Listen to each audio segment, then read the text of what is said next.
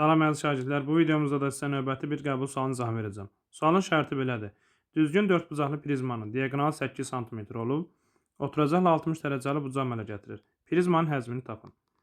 Düzgün dördbucaqlı prizma dedikdə, oturacaq kvadrat olan düz prizma başa düşürük. Yəni, yan tilləri oturacaq müstəvisinə perpendikulyardır. Deməli, şəkildə gördüyünüz ABCD, A1, B1, C1, D1 düz prizması düzgün dördbucaqlı prizmadır. Yəni oturacağı kvadratdır. Oturacağın tərəfləri bir-birinə bərabərdir. Prizmanın diaqonalı 8 sm-dir. Prizmanın B1D diaqonalını çəksək, B1D diaqonalı 8 sm olsun. Oturacaqla 60 dərəcəli bucağı əmələ gətirir. Yəni B1D diaqonalının oturacaq müstəvisi ilə əmələ gətirdiyi bucağı tapmaq üçün oturacağının BD diaqonalını çəkmək lazımdır. Oturacağının BD diaqonalını çəkirik.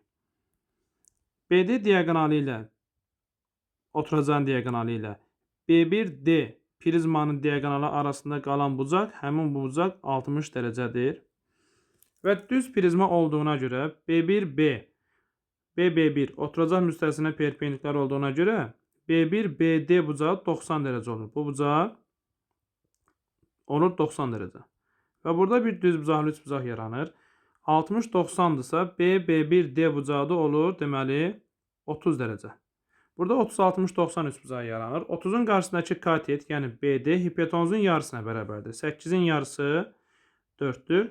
60-ın qarşısındakı katet, yəni B1B digər katetin kökdə 3 misinə bərabər olur. Yəni B1D 4 kökdə 3-dür. B1D isə prizmamızın hündürlüyüdür.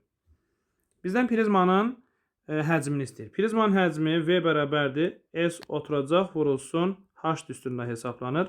Oturacağı da kvadratı olduğuna görə kvadratın diaqonalı verildikdə sahəsi D kvadratı bölünsün 2 düsturuna hesablanır. Vurulsun H bərabərdir. Oturacağın diaqonalı 4-dür. Kvadratı edir 16 bölək 2 vurulsun H da 4 kökdə 3-dür. 16-nı 2-yə bölsək 8, 4 kökdə 3-ə vursaq 32 kök altında 3 eləyir. Cavab A variantı.